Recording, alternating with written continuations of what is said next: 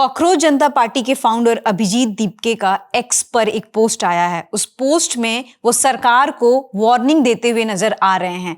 उस पोस्ट में क्या कुछ लिखा है और उनका ये पोस्ट किस वजह से आया है, इस बारे में जानकारी साझा करेंगी नेहा। ऋतु, पहले तो पोस्ट में लिखा क्या है उन्होंने ये बता देते हैं। इस पोस्ट के बाद से क्यूरियोसिटी ये बढ़ गई है कि क्या अभिजीत दीपके या पूरी जो सीजेपी पार्टी है वो एक बार फिर से प्रोटेस्ट करने वाली है। क्या फिर से ये तमाम जेनजी फिर से जंतर मंतर पर जुटेंगी और सरकार के खिलाफ एक और बड़ा प्रोटेस्ट किया जाएगा। इसको लेकर कयास अब शुरू होने लगे हैं, क्योंकि जो तमाम बातें लिखी गई हैं अभिजीत दीपके द्वारा इस ट्वीट में, उनसे कहीं ना कहीं ये अंदेशा अब लग रहा है कि शायद सीजेपी दोबारा से प्रोटेस्ट करने के लिए जा सकती है। अभिजीत ने लिखा है कि अगर पुलिस के हाथों द्वारा स्टूडेंट्स की जो हरासमेंट लगातार होती रही है वो बंद नहीं होती है, तो एक बार फिर से कॉकरोच जनता पार्टी पीसफुल प्रोटेस्ट करेगी और गवर्नमेंट को जल्द से जल्द स्टॉप करना चाहिए, रुक जाना चाहिए विच हंटिंग और टारगेट करना स्टूडेंट्स को। तो देखिए 20 जुलाई को जब इस प्रोटेस्ट में एक तरह से संसद मार्च का जब आह्वान किया गया था, संसद की ओर जब तमाम स्टूडेंट्स मार्च कर रहे थे, उस वक्त लाठीचार्ज स्टूडेंट्स पर हुआ है और तभी से लेकर एक गतिरोध देखने को मिला है सीजेपी और पुलिस के बीच में। इसीलिए जब डिमांड्स रखी थी सीजेपी ने अपनी सामने कि कौन कौन सी उनकी डिमांड्स है जिसके बाद वो अपना प्रोटेस्ट कॉल ऑफ करेंगे, उसी में एक बहुत बड़ी डिमांड्स थी कि जितने भी प्रोटेस्टर्स हैं उनके खिलाफ कोई भी एक्शन पुलिस ना ले, उनके खिलाफ कोई भी एफआईआर या इस तरह की कोई भी चीज़ ना किया जाए। ये एक बहुत मेन पॉइंट था इस उनके पूरे डिमांड चार्टर का जो भी उन्होंने रखा था सरकार के सामने।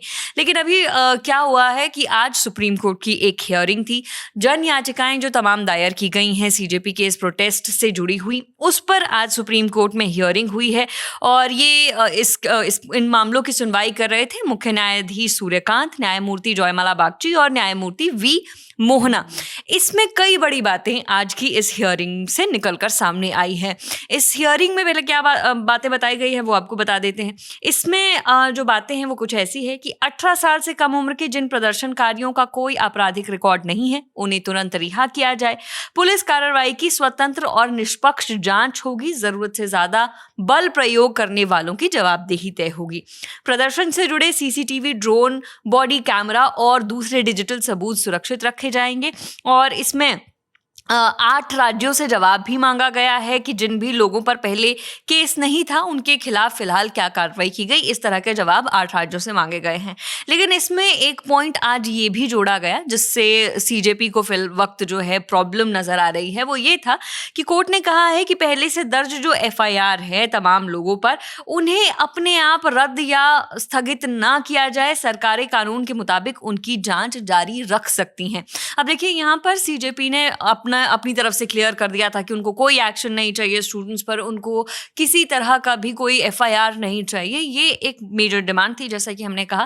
लेकिन सुप्रीम कोर्ट का ये जो पॉइंट है, हालांकि सुप्रीम कोर्ट ने अग्री किया है सीजेपी के जो प्रोटेस्टर्स हैं उनके साथ, ये कहा है कि पीसफुल प्रोटेस्ट की अनुमति होनी चाहिए, स्टूडेंट्स को पूरी तरह से अग्री किया। लेकिन ये एक पॉइंट उसमें था कि एफआईआर्स पर जांच जारी रख सकती है पुलिस, जिससे अब एक तरह से ऑफेंड होती हुई सीजेपी दिखाई दे रही है, क्योंकि उनकी डिमांड पूरी नहीं हो रही है। और इसीलिए ये जो बात है वो कही गई है अभिजीत दीपके द्वारा कि अगर हरासमेंट होती रही, बच्चों की विचटिंग करती रही पुलिस और इस तरह से कोई भी एक्शन अगर पुलिस द्वारा लिया जाता है, एफआईआर कंटिन्यू की जाती है, तो फिर सीजेपी दोबारा से एक पीसफुल प्रोटेस्ट कर सकती है।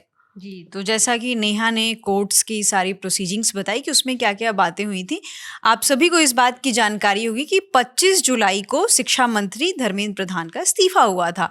उसके बाद आज 28 जुलाई है। 3 दिन बाद अभिजीत दीपके का एक्स पर पोस्ट आता है। 3 दिन तक उन्होंने कोई भी पोस्ट नहीं किया था। जो उनका लास्ट पोस्ट था वो नैप के बारे में था कि हमने काफ़ी आंदोलन कर लिया, अब उनको आराम की ज़रूरत है। उसके बाद उनका जो पोस्ट आया है वो पुलिस ब्रुटैलिटी, और शायद इस पूरे पोस्ट में कोर्ट का तो जिक्र नहीं है, लेकिन ऐसे कयास लगाए जा रहे हैं कि कोर्ट के जो भी प्रोसीडिंग्स हुए हैं और कोर्ट में जो भी हियरिंग आए हैं और पीआईएल पे जो भी इंटरिम आदेश आए हैं उसी को लेकर अभिजीत दीपके का ये बयान आया है। और कई लोगों ने इस बीच में इस दौरान कई लोगों ने सवाल भी दीपके पर और कॉकरोच जनता पार्टी पर भी उठाए कि इन लोगों का कोई एक्टिव एक्शन अब आगे की ओर क्यों नहीं नजर आ रहा है। तो आप सभी को इस एक्सपोज से क्लैरिटी मिल गई होगी कि अगर एफआईआर कंटिन्यू रही प्रोटेस्टर्स पर तो सीजेपी एक बहुत बड़ा आंदोलन कर सकती है। फिलहाल के लिए इस वीडियो में इतना ही। आगे जो भी अपडेट्स आएंगे हम आप तक पहुंचाते रहेंगे। देखते रहिए द ललन टॉप।